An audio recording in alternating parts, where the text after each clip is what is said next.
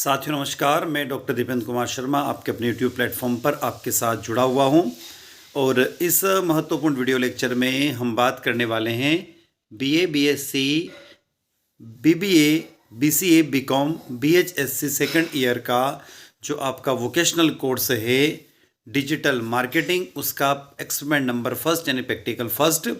तो साथियों, यदि आप नई शिक्षा नीति के अंतर्गत मध्य प्रदेश की कॉलेजों में अध्ययन कर रहे हैं तो हम बात करेंगे डिजिटल मार्केटिंग के प्रैक्टिकल नंबर फर्स्ट की। तो हम चलते हैं इसके महत्वपूर्ण ऑब्जेक्ट की तरफ।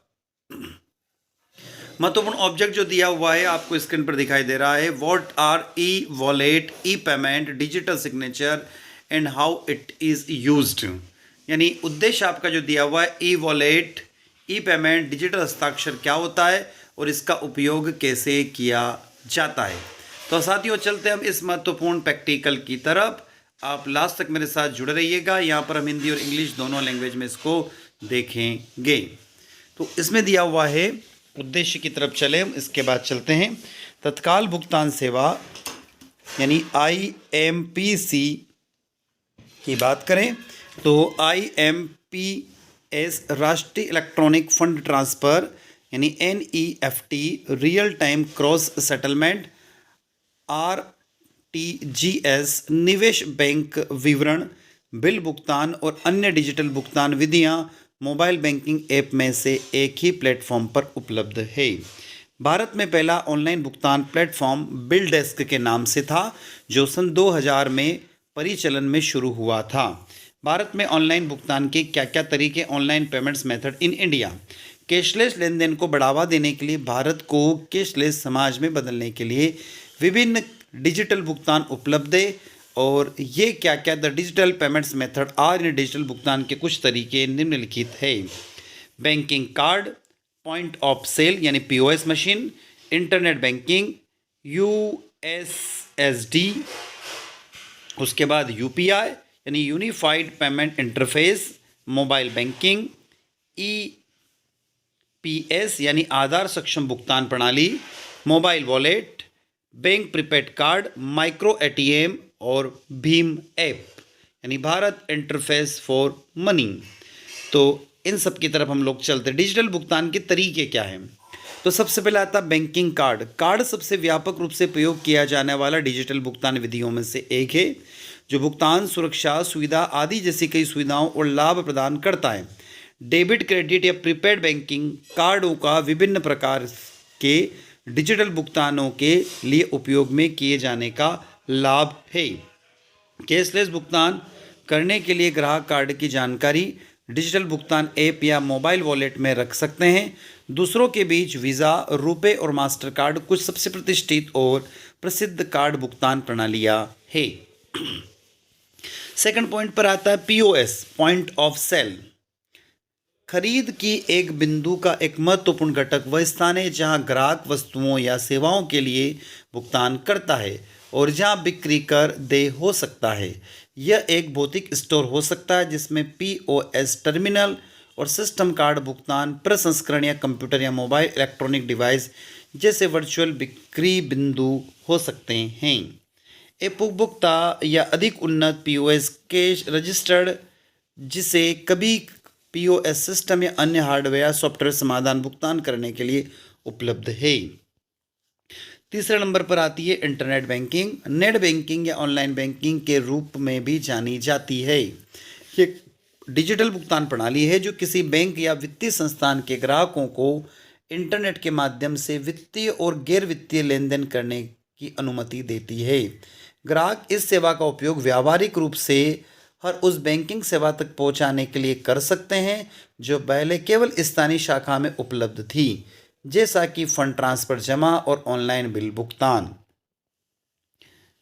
कोई भी व्यक्ति जिसके पास में एक सक्रिय बैंक खाता है वो अपना इंटरनेट बैंकिंग सेवाओं के लिए पंजीकरण करा जा सकता है, वो इसका उपयोग कर सकता है। एक उपभोक्ता जो ऑनलाइन बैंकिंग सेवाओं के लिए पंजीकरण करता है उसे बैंकिंग सेवा की आवश्यकता होने पर हर बार बैंक जाने की आवश्यकता नहीं होती है, जिससे वह बैंकिंग की एक सुविधाजनक प्रणाली बन जाती है। नेट बैंकिंग पोर्टल की सुरक्षा के लिए उपयोगकर्ता ग्राहक ID और पासवर्ड का उपयोग किया जाता है। इंटरनेट बैंकिंग में विभिन्न सेवाएं शामिल है, जैसे अकाउंट बैलेंस चेक करना, बैंक अकाउंट स्टेटमेंट देखना, NEFT, RTGS, fund transfer, IMPS fund transfer, cheque book जारी करना और अन्य कई सेवाएं। इंटरनेट बैंकिंग के माध्यम से NEFT, RTGS और IMPS नामक 3 तरीकों का फंड ट्रांसफ़र किया जा सकता है। उसके बाद आती है USSD, एक अन्य डिजिटल टेक्निक है। इसमें *99# डायल करना है। इसका उपयोग बिना ऐप डाउनलोड किए मोबाइल भुगतान करने के लिए किया जा सकता है। भुगतान के ये प्रकार तब भी किए जा सकते हैं जब आप अपने पास मोबाइल डेटा या इंटरनेट तक पहुंचना हो। USSD और national payment corporation of India इस सेवा का समर्थन करते हैं। डिजिटल भुगतान सेवा के रूप का प्राथमिक लक्ष्य डिजिटल भुगतान प्रणालियों से में समाज के वंचित समूह की भागीदारी को बढ़ावा देना है, उन्हें मुख्य धारा की बैंकिंग में एकीकृत करना है। इस सेवा का उपयोग फंड ट्रांसफ़र करने, बैंक स्टेटमेंट देखने और बैलेंस के बारे में पूछताछ करने के लिए किया जा सकता है। इस प्रकार की भुगतान पद्धति को हिंदी में उपलब्ध होने का लाभ भी होता है। बात आती है *99# का उपयोग आप कैसे करें। साथियों, *99 का उपयोग कैसे करें और ये क्या होती है। ग्राहक *99# डायल करके इस सेवा का उपयोग कर सकता है। इसके बाद वे एक इंटरेक्टिव ऑडियो मेनू के साथ बातचीत करने के लिए अपने मोबाइल का उपयोग कर सकते हैं। सेवा का उपयोग करने के लिए ग्राहक का मोबाइल नंबर बैंक खाते से जुड़ा और मोबाइल नंबर से मेल खाना चाहिए। अगला कदम USSD MMID यानी मोबाइल नंबर पहचानकर्ता और MPIN यानी मोबाइल भुगतान पहचान संख्या के लिए पंजीकरण करना है, ताकि इस सेवा का वह लाभ उठा सके। नेक्स्ट है AEPS। AEPS का उपयोग विभिन्न बैंकिंग कार्यों के लिए किया जा सकता है, जिसके लिए बैलेंस पूछताछ, नकदी निकासी, नकदी जमा, भुगतान लेन देन और आधार से फंड ट्रांसफ़र अन्य शामिल है। आधार सत्यापन के आधार पर सभी लेन देन एवं बैंकिंग संवाददाताओं के माध्यम से संशोधित किया जाते हैं। किसी शाखा में जाने पर डेबिट या क्रेडिट कार्ड प्रस्तुत करने या यहाँ तक कि व्यक्तिगत रूप से कागज पर हस्ताक्षर करने की आवश्यकता नहीं होती है। केवल अगर आपका आधार नंबर उस बैंक में पंजीकृत है जहाँ आपका अकाउंट है, तो आप इस सेवा का उपयोग कर सकते हैं। NPI में डिजिटल भुगतान को बढ़ावा देने के लिए एक कदम उठाया है। उसके बाद आता है UPI एक इंटर ऑपरेटेबल डिजिटल भुगतान प्रणाली है, जो किसी भी उपभोक्ता को बैंक खाते में UPI सक्षम ऐप के माध्यम से पैसे भेजने और प्राप्त करने की अनुमति देता है। यह सेवा उपयोगकर्ता को अपने स्मार्टफोन पर एक UPI ऐप से कई बैंक खातों को जोड़ने की अनुमति देता है, जिससे वे वित्तीय हस्तांतरण का संचालन कर सकते हैं और दिन में 24 घंटे और वर्ष में 365 दिन तक अनुरोध एकत्रित कर सकते हैं। UPI का प्रमुख लाभ उपयोगकर्ता को बिना बैंक खाते या IFSC नंबर के पैसे भेजने की अनुमति देता है। आरंभ करने के लिए आपको केवल एक वर्चुअल भुगतान पता यानी VPE की आवश्यकता होगी।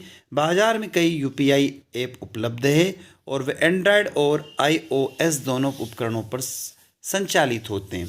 सेवा का उपयोग करने के लिए एक वैध बैंक खाता और एक ही बैंक खाते से जुड़े एक पंजीकृत सेल फोन नंबर की आवश्यकता होती है।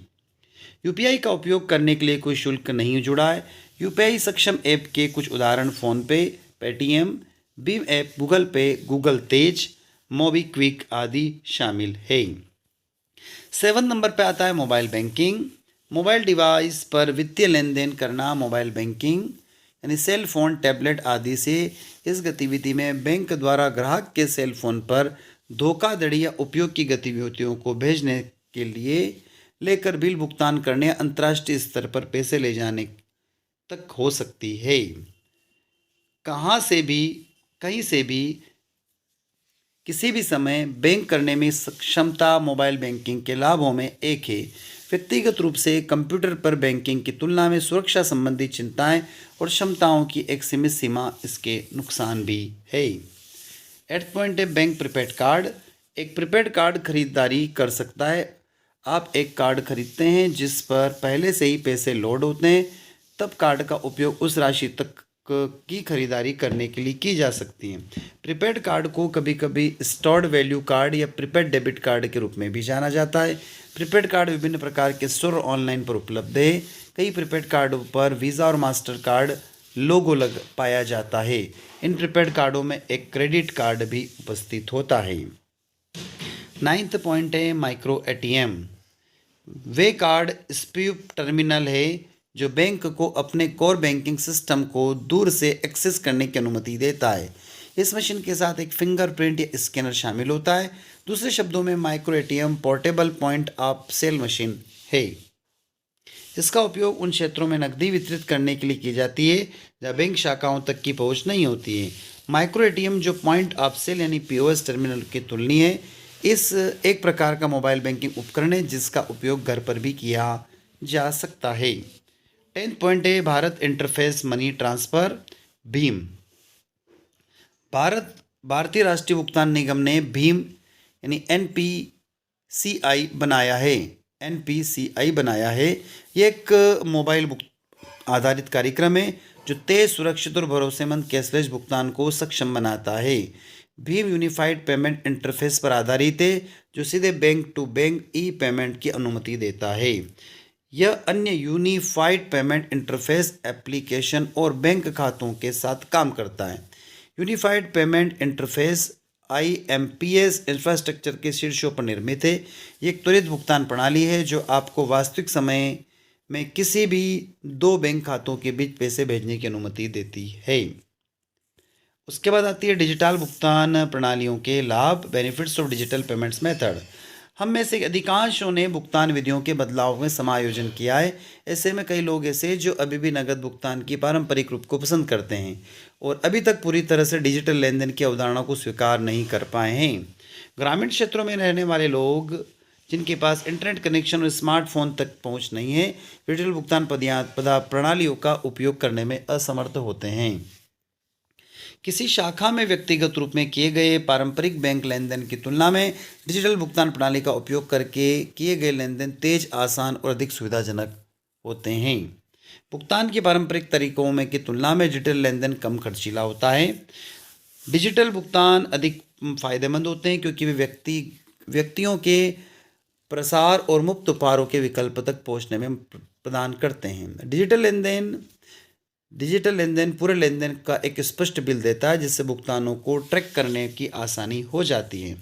पेटीएम और अन्य डिजिटल भुगतान प्रणालियों में बिजली, ब्रॉडबैंड, गैस, फोन और DTH रिचार्ज में भुगतान में सहायता करता है। साथियों, आ जाते हम यहाँ से निकलकर डिजिटल भुगतान से निकलकर डिजिटल सिग्नेचर की ओर। डिजिटल हस्ताक्षर क्या है? तो नागरिकों द्वारा जमा किए जाने वाले कई सारे आवेदनों या प्रपत्रों पर भौतिक हस्ताक्षर की आवश्यकता होती है।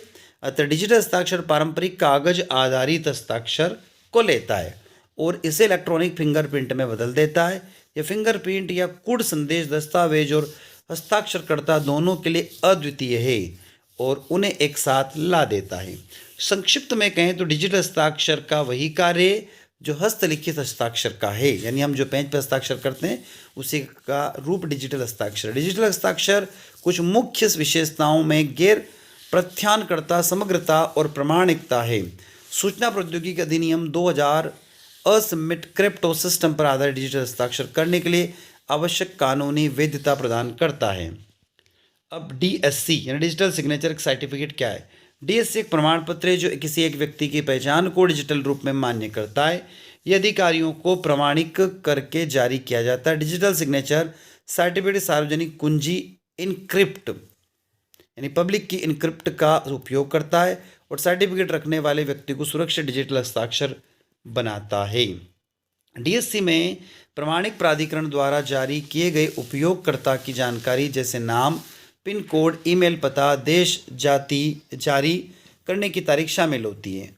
एक बार प्रमाण पत्र समाप्त हो जाने के बाद प्रमाण पत्र धारक को इसे नवीनीकृत कराने की आवश्यकता होती है। एक व्यक्ति व्यक्तिगत और व्यावसायिक उपयोग के लिए एक या अधिक DSC प्राप्त कर सकता है। डिजिटल हस्ताक्षर डिजिटल सिग्नेचर प्रमाण पत्र कानूनी अदालतों और अन्य आधिकारिक संगठनों में सबूत के रूप में स्वीकार किया जाता है। डिजिटल हस्ताक्षर प्रमाण पत्र DSC ऑनलाइन प्राप्त करने के लिए बस इस एमुदारी डीएसओ फॉर्म को भरें। यदि आप डीएससी डिजिटल सिग्नेचर सर्टिफिकेट खरीदना चाहते हैं, ऐसे संबंधित कोई प्रश्न है, तो निपुणता के विशेषज्ञ के साथ संपर्क करें और स्वतंत्र महसूस करें और आपको इसमें मदद करने में प्रसन्नता होगी। डिजिटल हस्ताक्षर प्रमाण पत्र के लाभ, क्या क्या बेनिफिट्स हैं? डिजिटल सिग्नेचर सर्टिफिकेट ऑनलाइन व्यापार करते समय व्यक्तिगत धारक की व्यक्तिगत जानकारी के विवरण को प्रमाणित करने में सहायक होता है। लागत और समय में कमी, शारीरिक रूप से हुए कॉपी दस्तावेजों पर हस्ताक्षर करने और उन्हें ईमेल के माध्यम से भेजने के लिए स्कैन करने के बजाय आप डिजिटल रूप में पीडीएफ फाइलों पर भी हस्ताक्षर कर सकते हैं और उन्हें बहुत जल्दी भेज सकते हैं। डिजिटल सिग्नेचर सर्टिफिकेट धारक को किसी व्यवसाय का संचालन करने या अधिकृत करने के लिए शारीरिक रूप से मौजूद नहीं होना पड़ता है। डेटा इंटीग्रिटी, डेटा अखंडता, दस्तावेजों को डिजिटल रूप में हस्ताक्षरित थे उन्हें हस्ताक्षर करने के बाद बदला या संपादित नहीं किया जा सकता है, जो डेटा को सुरक्षित बनाता है। सरकारी एजेंसियां अक्सर इन प्रमाण पत्रों को क्रॉस चेक करने और व्यापार लेन देन को सत्यापित करने को कहती हैं। वैलिडेशन डॉक्यूमेंट्स, दस्तावेजों का प्रमाणीकरण, डिजिटल हस्ताक्षर दस्तावेज रिसीवर और हस्ताक्षरकर्ता के प्रमाणिकता के प्रति आश्वस्त होने का विश्वास दिलाता है। जारी दस्तावेजों के बारे में चिंतित हुए बिना वे ऐसे दस्तावेजों के आधार पर कार्यवाही कर सकता है। डिजिटल हस्ताक्षर प्रमाण पत्र के आवेदन की प्रक्रिया के कुछ चरण हैं। आप अपना डिजिटल हस्ताक्षर भी बना सकते हैं। पहले चरण में हमने कहा कि एक दी हुई वेबसाइट पर आप जाएं। दूसरे चरण में अपनी आवश्यकताओं के अनुसार डीएससी आवेदन पत्र पर सभी विवरण फिलअप करें। तीसरे चरण में अपनी डीएससी आवेदन के लिए ऑनलाइन भुगतान करें। चौथे के लिए डीएससी पंजीकरण अधिकारियों में से एक आपके डीएससी एप्लीकेशन को संसाधित करेगा और फिफ्थ एप्लीकेशन में 1 से 2 घंटे के भीतर आपके पंजीकृत ईमेल पर आपका डीएससी प्रमाण पत्र जारी हो जाएगा। तो साथियों, था आपका एक्सपेरिमेंट नंबर पहला, जो डिजिटल सिग्नेचर और डिजिटल करेंसी के ऊपर था, डिजिटल लेन देन के ऊपर था। और इसके साथ ही हम आपसे विदा लेते हैं। यदि आप चैनल पर नए हैं तो चैनल को सब्सक्राइब अवश्य करें। वीडियो अच्छा लगता है तो लाइक करें, अपने दोस्तों तक इसको शेयर करें और कमेंट बॉक्स में हमें कमेंट करके बताएं कि वीडियो आप लोगों को कैसा लगा। तो साथियों, नए वीडियो के साथ फिर आपसे मुलाकात होगी।